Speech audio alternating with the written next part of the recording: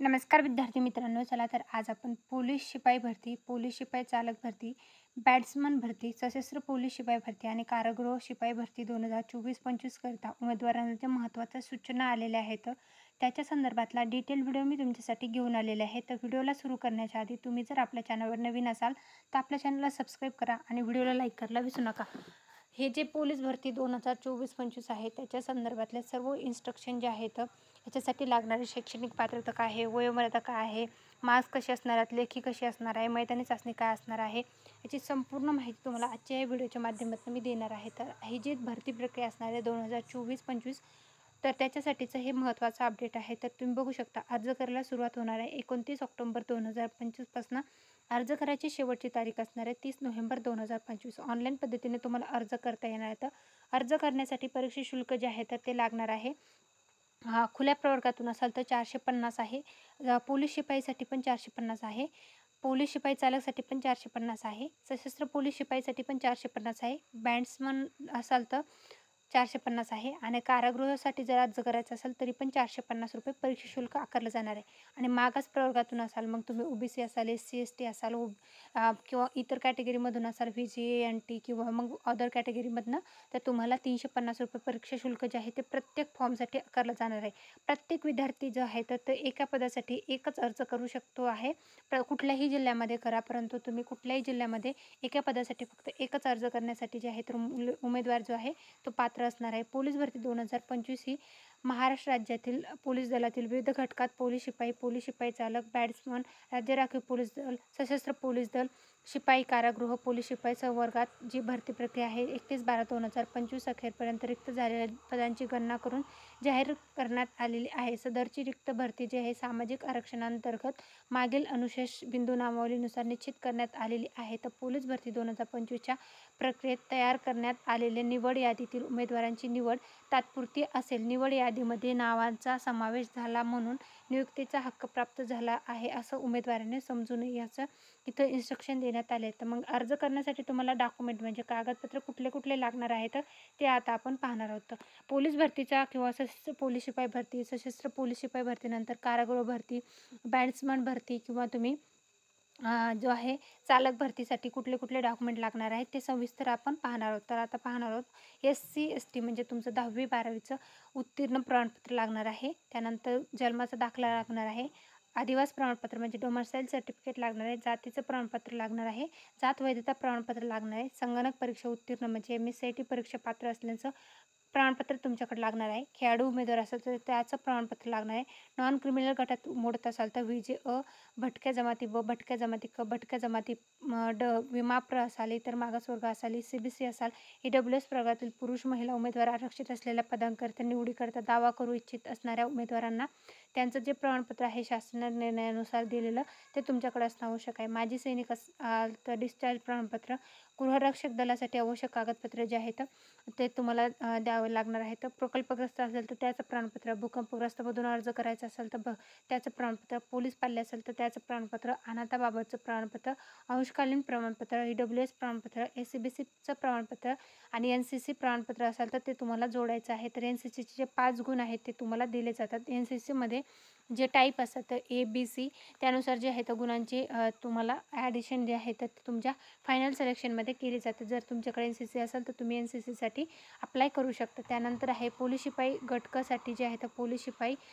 नियम जे आहेत 2011 मधील तरतुदीनुसार जे आहेत पोलीस शिपाई बृहन्मुंबई पोलीस अंमलदार ठाणे, पोलीस अंमलदार पुणे शहर, त्यानंतर जे आहे ते हे जागा ज्या आहेत त्या कुठल्या कुठल्या विभागानुसार असणार आहे ते देण्यात आलेलं आहे. त्यानंतर वयोमर्यादा जे आहे ते खुल्या प्रवर्गातून असाल तर 18 ते 28 आहे.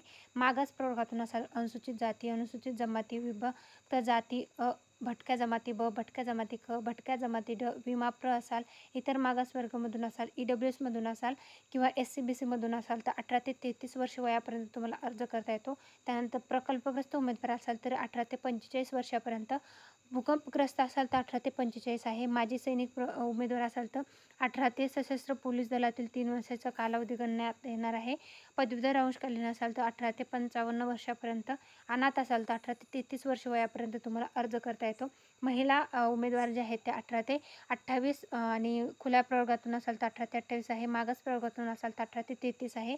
खेळाडू उमेदवार असाल तर 18 ते 28 प्लस 5 वर्ष म्हणजे आणि मागास प्रवर्गातून असाल तर 33 प्लस 5 वर्ष. पोलीस पाल्य असाल तर 18 ते 28 आहे आणि मागास प्रवर्गातून पोलीस पाल्य असाल तर 18 ते 33 आहे. गृहरक्षकमधून असाल तर 18 ते 28 आहे आणि गृहरक्षकमधून मागास प्रवर्गातून असाल तर 33 आहे. माजी सैनिक असाल, अवलंबून असलेले मुलगा, पत्नी किंवा मुलगी असाल उमेदवार तर 18 ते 28 प्लस 33 खुल्या प्रवर्गासाठी आहे आणि त्यानंतर मागास प्रवर्गातून असाल तर 33 प्लस 3 असे 36 वर्ष वयापर्यंत तुम्हाला अर्ज करता येतो. शैक्षणिक अर्हता जी आहे ती तुम्हाला किमान 12वी पास असणं आवश्यक आहे. त्यासोबतच तुमच्याकडं संगणक म्हणजे तुमच्याकडं तुमच्याकडे जे आहे तर MSCIT सर्टिफिकेट असणं आवश्यक आहे. YCMमधनं जर तुमचं 12वी झालेलं असेल तरी पण ते ग्राह्य धरलं जाणार आहे. डिप्लोमा असेल तरी चालेल. म्हणजे शैक्षणिक पात्रता जी आहे तुमची 12वी किंवा 12वी समतुल्य जे शैक्षणिक पात्रता आहे ती तुमच्यासाठी असणं आवश्यक आहे. त्यानंतर शारीरिक पात्रता जी आहे महिला उमेदवारासाठी जे आहे तर उंची जी आहे ती 155 सेंटीमीटर आहे. पुरुष उमेदवारांसाठी 165 सेंटीमीटर असणार आहे. छाती जी आहे ते महिला उमेदवारांसाठी ग्राह्य नसणार आहे, परंतु पुरुष उमेदवारांसाठी न फुगवता 79 सेंटीमीटर आणि फुगून जे आहे तर ते 5 सेंटीमीटर जे आहे तर ते वाढवणं आवश्यक आहे. त्यानंतर तृतीयपंथी असाल तर त्याच्यासाठीची उंची जी आहे तर ते त्यांनी ओळख करून दिलेल्या जे आहे तर त्यानुसार 155 आणि जर पुरुष अशी ओळख करून दिली असेल तर 165 तुम्हाला उंची जी आहे तर ती आवश्यक असणार आहे. जे उमेदवार आवश्यक कागदपत्राची शर्तीची पूर्तता करतात अशा अनुसूचित जमातीतील उमेदवार आवश्यक कागदपत्राची उंची व सेंटीमीटर इतकी शिथिलता देण्यात येणार आहे. म्हणजे जे आदिवासी भागातले उमेदवार असतात त्यांना जे आहे तर थोडे कन्सेशन दिलं जातं. त्यानंतर अन्य अर्हता जे आहेत ते कुठले लागणार आहे ते देण्यात आलेलं आहे. हे जे इन्स्ट्रक्शनचं अपडेट आहे PDF मी आपलं टेलिग्राम चॅनल आहे सरकारी नोकरी जाहिरात त्यावर उपलब्ध करून दिलेलं आहे. तिथून तुम्ही चेकआउट करू शकता. त्यानंतर महाराष्ट्र पोलीस शिपाई पदासाठी जे आहेत तर शारीरिक पात्रतेनुसार जे आहे तर ते बघितलं आहे. तर त्यानंतर मैदानी चाचणी जी होणार आहे त्याच्यामध्ये पुरुष उमेदवारासाठी 1600 मीटर 20 गुण असणार आहेत. त्यानंतर 100 मीटर 15 गुण आणि गोळाफेकसाठी 15 गुण.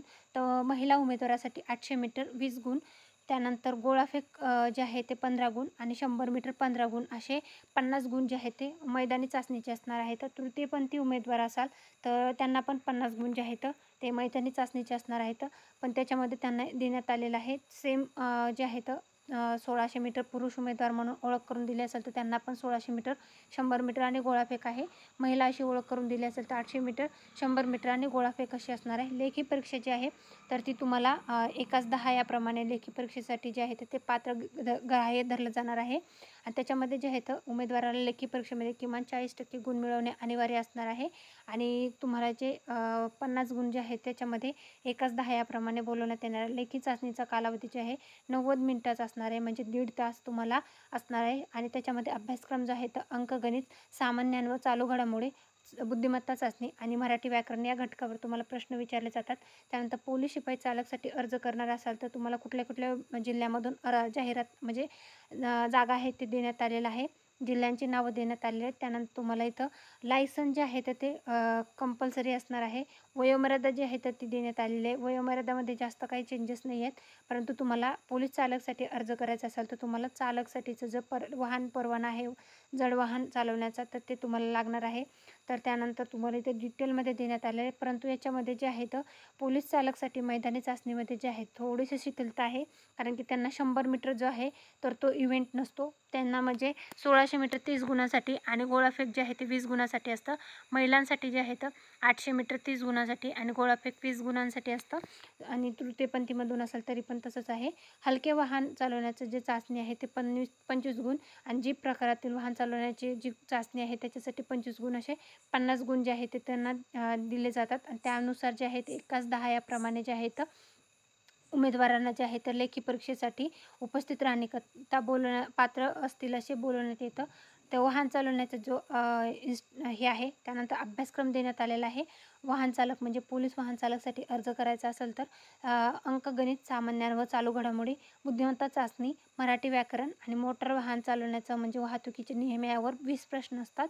त्यामध्ये जे आहेत तुम्हाला थोडासा अभ्यास प्रश्नांची संख्या जी आहे तर ती चेंजेस असते. त्यानंतर पोलीस बॅट्समनसाठी जे आहे तर कुठे-कुठे जागा आहेत ते देण्यात आलेलं आहे आणि याच्यासाठी जे आहे तर वयोमर्यादा देण्यात आलेली आहे. वयोमर्यादा तुम्ही बघून घेऊ शकता. तुम्हाला जर तुमच्याकडे याच्यामध्ये शैक्षणिक पात्रता जी आहे ते तुम्हाला मागितलेली आहे. 10वी पास जे आहे होणे आवश्यक आहे. त्यानंतर जे आहे ते याच्यासाठी तुम्हाला जे आहे तर सर्टिफिकेट असणं आवश्यक आहे. ही जी पात्रता जी आहे तर ते धारण केलेले उमेदवारच याच्यासाठी अर्ज करण्यासाठी पात्र असतात. उमेदवार बँड्स पथकात वाद्याची माहिती असणे, वाद्य वाजवण्याचा अनुभव असणे हे जे आहे ते तुम्हाला आवश्यक राहणार आहे. त्यानंतर त्यांना पण इव्हेंटमध्ये जे आहे तर 100 मीटर जे आहे तर ते असणार आहे. गोळाफेक असणार आहे आणि 1600 मीटर असणार आहे पुरुष उमेदवारासाठी. महिला उमेदवारासाठी 800 मीटर, 100 मीटर आणि गोळाफेक असणार आहे. तृतीयपंथी उमेदवारांसाठी पण सेम तेच इव्हेंट असणार आहेत. आणि त्यानंतर जे आहे तर अभ्यासक्रम जो आहे तो सेम पोलीस शिपाईसाठी जो आहे तर तोच असणार आहे. त्यानंतर सशस्त्र पोलीस शिपाई बल जे आहे त्याच्यामध्ये कुठल्या विभागामधले म्हणजे गट क्रमांक कुठल्या गट क्रमांकामध्ये जागा आहेत ते देण्यात आलेलं आहे. त्यानंतर त्यासाठी लागणारी वयोमर्यादामध्ये जे आहे तर ते कमी आहे. कारण की 18 ते 25 वर्ष वय जे आहे ते खुल्या प्रवर्गासाठी आहे. मागास प्रवर्गातून असाल तर 18 ते 30 आहे. प्रकल्पग्रस्त असाल तर 18 ते 45 आहे. भूकंपग्रस्त असाल तरी 18 ते 45 आहे. अंशकालीन पदवीधर असाल तर 18 ते 55 आहे. अनाथ असाल तर 18 ते 30 आहे. खेळाडू प्रावीण्य असाल तर त्याच्यामध्ये शिथिलता देण्यात आलेली आहे. ते व्यवस्थित तुम्ही बघून घ्या. जर तुम्ही सशस्त्र पोलीस शिपाई भरतीसाठी अर्ज करणार असाल तर त्याच्यासाठीचं व्यवस्थित इन्स्ट्रक्शन जे आहेत ते व्यवस्थित बघून घ्या. जाहिरातीचं PDF जे आहे ते मी आपल्या यूट्यूब चॅनलवर डिटेलमध्ये सांगणार आहे. त्यासोबतच जे आहे सशस्त्र पोलीस भरतीसाठीचा जो मैदानी चाचणी असणार आहे ते 5 किलोमीटर धावणे 50 गुण असणार आहे. तर 100 मीटर धावणे 25 गुण आणि गोळाफेकसाठी 25 असे 100 गुण असणार आहे. तर सशस्त्र पोलीस शिपाई भरतीसाठी त्यानंतर परीक्षा जी आहे अंकगणित, सामान्य व चालू घडामोडी ह्या घटकावर, त्यानंतर बुद्धिमत्ता चाचणी आणि मराठी व्याकरण या घटकावर तुम्हाला प्रश्न असणार आहेत. कारागृह शिपाईसाठी जे आहे तर तुम्हाला अर्ज करण्यासाठी मुंबई कारागृह, पुणे कारागृह, कारागृह नागपूर आणि नाशिक एवढ्या कारागृहामध्ये जागा आहेत. त्यानंतर अर्ज करण्यासाठी वयोमर्यादा देण्यात आलेली आहे. त्यानंतर अर्ज करण्यासाठी वयोमर्यादा बघितल्यानंतर जे आहे तर अभ्यासक्रम काय असणार आहे ते देण्यात आलेलं आहे. उंचीनुसार जे आहे तर शारीरिक पात्रता विचारलेली आहे. त्यानंतर पुरुष उमेदवारांसाठीची उंची, महिला उमेदवारांसाठीची उंची, त्यानंतर इव्हेंट जे आहेत ते सेम असणार आहेत. 1600 मीटर, 800 मीटर, 100 मीटर सेम आहेत आणि गोळाफेक. त्यानंतर जे आहे लेखी चाचणी जी आहे 1:10 या प्रमाणात लेखी चाचणी जी आहे साठी बोलवण्यात येणार आहे. अंकगणित, सामान्य व चालू घडामोडी, बुद्धिमत्ता चाचणी आणि मराठी व्याकरण या घटकावर तुम्हाला प्रश्न विचारले जातील.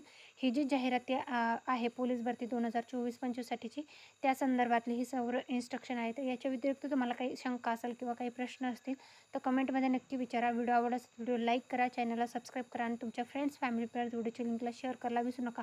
अशाच प्रकारचे नवनवीन डिटेल माहितीचे व्हिडिओ जे आहेत ते मी आपल्या चॅनलवर घेऊन येत असते. जिल्हानिहाय पोलीस भरतीचे जे जाहिरातीचे डिटेल आहेत कॅटेगरी वाईज जागांची विभागणी जी आहेत त्याचे व्हिडिओ जे आहेत ते मी आपल्या चॅनलवर सिरीज घेऊन येत आहे. ते व्हिडिओ पाहण्यासाठी हे आपलं चॅनल सबस्क्राईब करून ठेवायला विसरू नका. Thanks for the watching.